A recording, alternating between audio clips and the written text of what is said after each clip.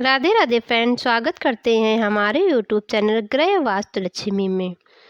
Friends, आज हम आपको शिव महापुराण में वर्णित शिवरात्रि व्रत की कथा सुनाएंगे। इस कथा को सुनने से समस्त पापों से मुक्ति मिलती है, भगवान शिव का आशीर्वाद प्राप्त होता है और शिवरात्रि व्रत रखने वालों को इस कथा को ज़रूर सुनना चाहिए। शिवरात्रि व्रत की कथा इस प्रकार है। अनजान में शिवरात्रि व्रत करने से एक भील पर भगवान शंकर की अद्भुत कृपा। ऋषियों ने पूछा, सूत जी, पूर्व काल में किसने इस उत्तम शिवरात्रि व्रत का पालन किया था और अनजान में भी इस व्रत का पालन करके किसने कौन सा फल प्राप्त किया था। सूत जी ने कहा, ऋषियों, तुम सब लोग सुनो, मैं इस विषय में एक निषाद का प्राचीन इतिहास सुनाता हूँ जो सब पापों का नाश करने वाला है। पहले की बात है, किसी वन में एक भील रहता था जिसका नाम था गुरुद्रह। उसका कुटुंब बड़ा था तथा वह बलवान और क्रूर स्वभाव का होने के साथ ही क्रूरतापूर्ण कर्म में तत्पर रहता था। वह प्रतिदिन वन में जाकर मृगों को मारता और वहीं रहकर नाना प्रकार की चोरियां करता था। उसने बचपन से ही कभी कोई शुभ कर्म नहीं किया था। इस प्रकार वन में रहते हुए उस दुरात्मा भील का बहुत समय बीत गया। तदंतर एक दिन बड़ी सुंदर एवं शुभकारक शिवरात्रि आई, किंतु वह दुरात्मा घने जंगल में निवास करने वाला था, इसलिए उस व्रत को नहीं जानता था। उसी दिन उस भील के माता पिता और पत्नी ने भूख से पीड़ित होकर उससे याचना की, वनेचर हमें खाने को दो। उनके इस प्रकार याचना करने पर वह तुरंत धनुष लेकर चल दिया और मृगों के शिकार के लिए सारे वन में घूमने लगा। दैव योग से उसे उस दिन कुछ भी नहीं मिला और सूर्यास्त हो गया। इससे उसको बड़ा दुख हुआ और वह सोचने लगा, अब मैं क्या करूं, कहाँ जाऊं? आज तो कुछ नहीं मिला। घर में जो बच्चे हैं उनका तथा माता पिता का क्या होगा? मेरी जो पत्नी है उसकी भी क्या दशा होगी? अतः मुझे कुछ लेकर ही घर जाना चाहिए, अन्यथा नहीं। ऐसा सोचकर वह व्याध एक जलाशय के समीप पहुंचा और जहां पानी में उतरने का घाट था वहां जाकर खड़ा हो गया। वह मन ही मन यह विचार करता था कि यहाँ कोई न कोई जीव पानी पीने के लिए अवश्य आएगा।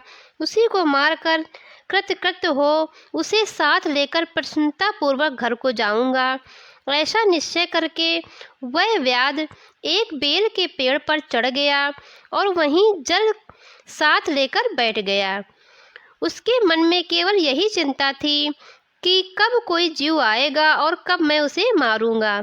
इसी प्रतीक्षा में भूख प्यास से पीड़ित हो वह बैठा रहा। उस रात के पहले पहर में एक प्यासी हरणी वहां आई, जो चकित होकर जोर जोर से चौकड़ी भर रही थी। ब्राह्मणों, उसी मृगी को देखकर व्याध को बड़ा हर्ष हुआ और उसने तुरंत ही उसके वध के लिए अपने धनुष पर एक बाण का संधान किया। ऐसा करते हुए उसके हाथ के धक्के से थोड़ा सा जल और बिल्व पत्र नीचे गिर पड़े। उस पेड़ के नीचे शिवलिंग था। उक्त जल और बिल्व पत्र से शिव की प्रथम पहर की पूजा संपन्न हो गई। उस पूजा के महात्म्य से उस व्याध का बहुत सा पातक तत्काल नष्ट हो गया। वहां होने वाली खड़खड़ाहट की आवाज को सुनकर हरणी ने भय से ऊपर की ओर देखा। व्याध को देखते ही वह व्याकुल हो गई और बोली। मृगी ने कहा, व्याध, तुम क्या करना चाहते हो? मेरे सामने सच सच बताओ। हरणी की वह बात सुनकर व्याध ने कहा, आज मेरे कुटुंब के लोग भूखे हैं, अतः तुमको मारकर उनकी भूख मिटाऊंगा, उन्हें तृप्त करूंगा। व्याध का यह दारुण वचन सुनकर तथा जिसे रोकना कठिन था, उस दुष्ट भील को बाण ताने देखकर मृगी सोचने लगी कि अब मैं क्या करूं, कहाँ जाऊं? अच्छा, कोई उपाय रचती हूं। ऐसा विचार कर उसने वहां इस प्रकार कहा। मृगी बोली, भील, मेरे मांस से तुमको सुख होगा। इस अनर्थकारी शरीर के लिए इससे अधिक महान पुण्य का कार्य और क्या हो सकता है? उपकार करने वाले प्राणी को इस लोक में जो पुण्य प्राप्त होता है उसका 100 वर्षों में भी वर्णन नहीं किया जा सकता। परंतु इस समय मेरे सब बच्चे मेरे आश्रम में ही हैं। मैं उन्हें अपनी बहन को अथवा स्वामी को सौंप कर लौट आऊँगी। वनेचर, तुम मेरी इस बात को मिथ्या न समझो, मैं फिर तुम्हारे पास लौट आऊँगी, इसमें संशय नहीं है। सत्य से ही धरती टिकी हुई है, सत्य से ही समुद्र अपनी मर्यादा में स्थित है और सत्य से ही निर्झरों से जल की धाराएं गिरती हैं। सत्य में ही सब कुछ स्थित है। सूत जी कहते हैं, मृगी के ऐसा कहने पर भी जब व्याध ने उसकी बात नहीं मानी, तब उसने अत्यंत विस्मित एवं भयभीत हो पुनः इस प्रकार कहना आरंभ किया। मृगी बोली, व्याध सुनो, मैं तुम्हारे सामने ऐसी शपथ खाती हूँ जिससे घर जाने पर मैं अवश्य तुम्हारे पास लौट आऊँगी। ब्राह्मण यदि वेद बेचे और तीनों काल संध्या न करे तो उसे जो पाप लगता है, पति की आज्ञा का उल्लंघन करके स्वेच्छानुसार कार्य करने वाली स्त्रियों को जिसकी पाप की प्राप्ति होती है, किए हुए उपकार को न मानने वाले, भगवान शंकर से विमुख रहने वाले, दूसरों से द्रोह करने वाले, धर्म को लांघने वाले तथा विश्वासघात और छल करने वाले लोगों को जो पाप लगता है, उसी पाप से मैं भी लिप्त हो जाऊं यदि लौटकर यहाँ न आऊं। इस तरह अनेक शपथ खाकर जब मृगी चुपचाप खड़ी हो गई, तब उस व्याध ने उस पर विश्वास करके कहा, अच्छा, अब तुम अपने घर को जाओ। तब वह मृगी बड़े हर्ष के साथ पानी पीकर अपने आश्रम मंडल में गई। इतने में ही रात का वह पहला पहर व्याध के जागते ही जागते बीत गया। तब उस हिरनी की बहन दूसरी मृगी, जिसका पहली ने स्मरण किया था, उसी की राह देखती हुई जल पीने के लिए वहां आ गई। उसे देखकर भील ने स्वयं बाण को तरकस से खींचा। ऐसा करते समय पुनः पहले की बात भगवान शिव के ऊपर जल और बिल्व पत्र गिरे। उसके द्वारा महात्मा शंभु की दूसरे पहर की भी पूजा संपन्न हो गई। यद्यपि वह प्रसंगवश ही हुई थी, तो भी व्याध के लिए सुखदायिनी हो गई। मृगी ने उसे बाण खींचते देख पूछा, वनेचर, यह क्या करते हो? व्याध ने पूर्वतः उत्तर दिया, मैं अपने भूखे कुटुंब को तृप्त करने के लिए तुम्हें मारूंगा। यह सुनकर वह मृगी बोली। मृगी ने कहा, व्याध, मेरी बात सुनो, मैं धन्य हूँ, मेरा देह धारण सफल हो गया, क्योंकि इस अनित्य शरीर के द्वारा उपकार होगा, परंतु मेरे छोटे छोटे बच्चे घर में हैं, अतः मैं एक बार जाकर उन्हें अपने स्वामी को सौंप दूँ, फिर तुम्हारे पास लौट आऊँगी।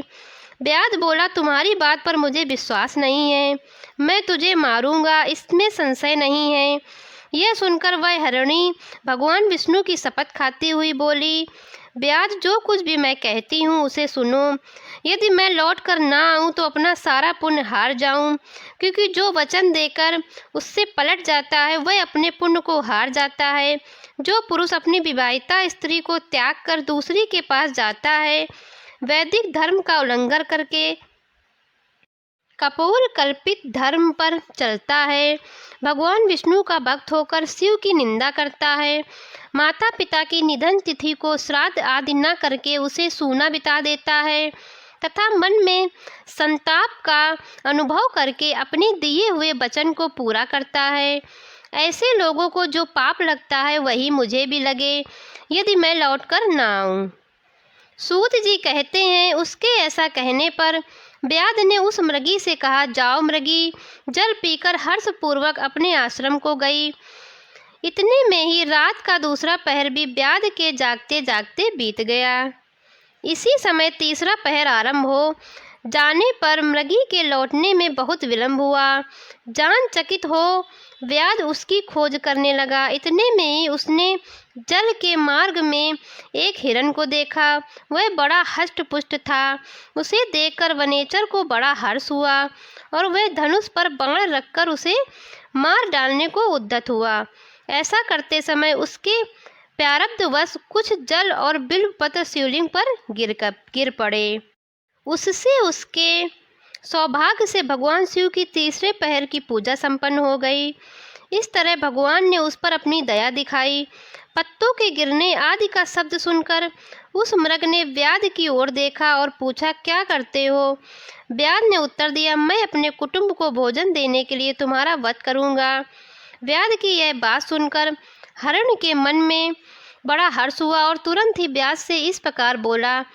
हरिण ने कहा, मैं धन्य हूँ, मेरा हष्ट पुष्ट होना सफल हो गया, क्योंकि मेरे शरीर से आप लोगों की तृप्ति होगी। जिसका शरीर परोपकार के काम में नहीं आता, उसका सब कुछ व्यर्थ चला गया।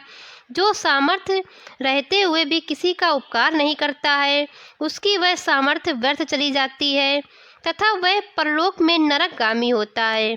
परंतु एक बार मुझे जाने दो, मैं अपने बालकों को उनकी माता के हाथ में सौंपकर और उन सबको धीरज बंधाकर यहाँ लौट आऊँगा। उसके ऐसा कहने पर व्याध मन ही मन बड़ा विस्मित हुआ। उसका हृदय कुछ शुद्ध हो गया था और उसके सारे पाप पुंज नष्ट हो चुके थे। उसने इस प्रकार कहा। व्याध बोला, जो जो यहाँ आए वे सब तुम्हारी ही तरह बातें बनाकर चले गए, परंतु वे वंचक अभी तक यहाँ नहीं लौट आए। मृग, तुम भी इस समय संकट में हो, इसलिए झूठ बोलकर चले जाओगे, फिर आज मेरे जीवन निर्वाह कैसे होगा। मृग बोला, व्याध, मैं जो कुछ कहता हूँ उसे सुनो। मुझ में असत्य नहीं है, सारा चराचर ब्रह्मांड सत्य से ही टिका हुआ है। जिसकी वाणी झूठी होती है, उसका पुण्य उसी क्षण नष्ट हो जाता है। तथापि भील, तुम मेरी सच्ची प्रतिज्ञा सुनो। संध्या काल में मैथुन तथा शिवरात्रि के दिन भोजन करने से जो पाप लगता है, झूठी गवाही देने, धरोहर को हड़प लेने तथा संध्या न करने से द्विज को जो पाप लगता होता है, वही पाप मुझे भी लगे यदि मैं लौटकर न आऊं। जिसके मुख से कभी शिव का नाम नहीं निकलता, जो सामर्थ्य रहते हुए भी दूसरों का उपकार नहीं करते, पर्व के दिन श्रीफल तोड़ता, अभक्ष्य भक्षण करता तथा शिव की पूजा किए बिना और भस्म लगाए बिना भोजन कर लेता, इन सब का पातक मुझे लगे यदि मैं लौटकर न आऊं। सूत जी कहते हैं, उसकी बात सुनकर व्याध ने कहा, जाओ शीघ्र लौटना। व्याध के ऐसा कहने पर मृग पानी पीकर चला गया। वे सब अपने आश्रम पर मिले। तीनों ही प्रतिज्ञाबद्ध हो चुके थे। आपस में एक दूसरे को वृत्तांत भली बात सुनकर सत्य के पास में बंधे हुए उन सब ने यही निश्चय किया कि वहाँ अवश्य जाना चाहिए। इस निश्चय के बाद वहाँ बालकों को आश्वासन देकर वे सब के सब जाने के लिए उत्सुक हो गए। उस समय जेठी मृगी ने वहाँ अपने स्वामी से कहा, स्वामिन, आपके बिना यहाँ बालक कैसे रहेंगे। प्रभु, मैं ही वहाँ पहले जाकर प्रतिज्ञा की है, इसलिए केवल मुझको जाना चाहिए, आप दोनों यहीं रहें। उसकी यह बात सुनकर छोटी मृगी बोली, बहन, मैं तुम्हारी सेवका हूँ, इसलिए आज मैं ही व्याध के पास जाती हूँ, तुम यहीं रहो। यह सुनकर मृग बोला, मैं ही वहाँ जाता हूँ, तुम दोनों यहाँ रहो, क्योंकि शिशुओं की रक्षा माता से ही होती है। स्वामी की यह बात सुनकर उन दोनों मृगियों ने धर्म की दृष्टि से उसे स्वीकार नहीं किया। वे दोनों अपने पति से प्रेम पूर्वक बोली, प्रभो, पति के बिना इस जीवन को धिक्कार है।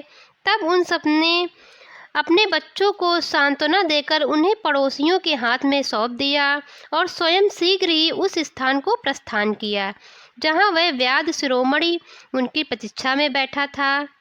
उन्हें जाते देख उनके वे सब बच्चे भी पीछे पीछे चले आए। उन्होंने यह निश्चय कर लिया था कि इन माता पिता की जो गति होगी वही हमारी भी हो। उन सबको एक साथ आया देख व्याध को बड़ा हर्ष हुआ। उसने धनुष पर बाण रखा। उस समय पुनः जल और बिलपत्र शिव के ऊपर गिरे। उससे शिव की चौथे पहर की शुभ पूजा भी संपन्न हो गई। उस समय व्याध का सारा पाप तत्काल भस्म हो गया। इतने में ही दोनों मृगियाँ और मृग बोल उठे, व्याध शिरोमणे, शीघ्र कृपा करके हमारे शरीर को सार्थक करो। उनकी यह बात सुनकर व्याध को बड़ा विस्मय हुआ। शिव पूजा के प्रभाव से उसको दुर्लभ ज्ञान प्राप्त हो गया। उसने सोचा, यह मृग ज्ञानहीन पशु होने पर भी धन्य हैं, सर्वथा आदरणीय हैं, क्योंकि अपने शरीर से ही परोपकार में लगे हुए हैं। मैंने इस समय मनुष्य जन्म पाकर भी किस पुरुषार्थ का साधन किया, दूसरे के शरीर को पीड़ा देकर अपने शरीर को पोसा है। प्रतिदिन अनेक प्रकार के पाप करके अपने कुटुंब का पालन किया है। हाय, ऐसे पाप करके मेरी क्या गति होगी, अथवा मैं किस गति को प्राप्त होऊंगा।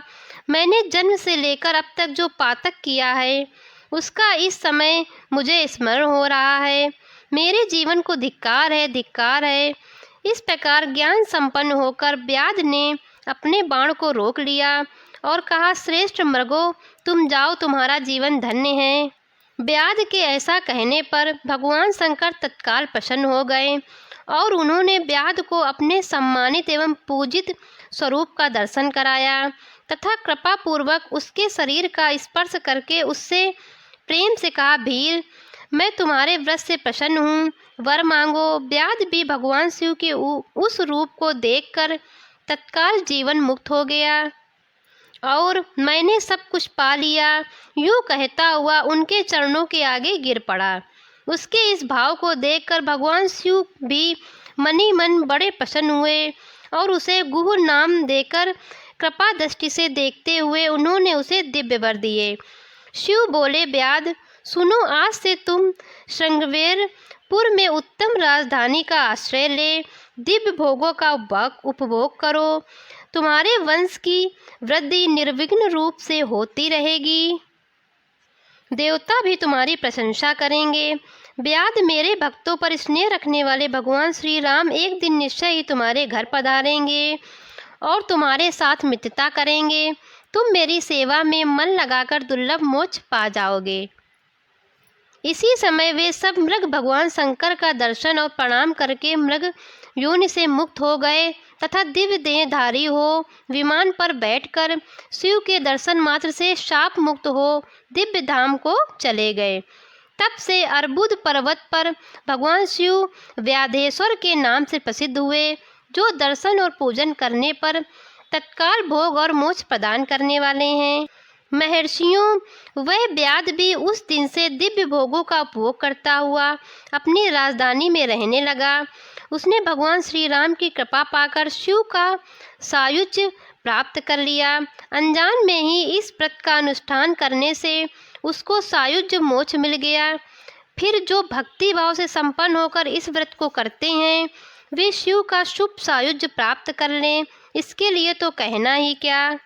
संपूर्ण शास्त्रों तथा अनेक प्रकार के धर्मों के विषय में भली भांति विचार करके इस शिवरात्रि व्रत को सबसे उत्तम बताया गया है।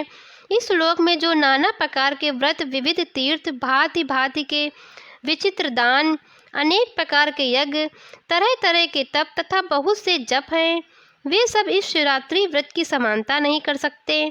इसलिए अपना हित चाहने वाले मनुष्यों को इस शुभ तर व्रत का अवश्य पालन करना चाहिए। यह शिवरात्रि व्रत दिव्य है, इससे सदा भोग और मोक्ष की प्राप्ति होती है।